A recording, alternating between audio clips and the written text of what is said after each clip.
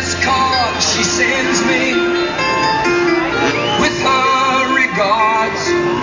Oh, borrow my shining sea. So, die Jungs haben natürlich noch ein bisschen mehr drauf hier.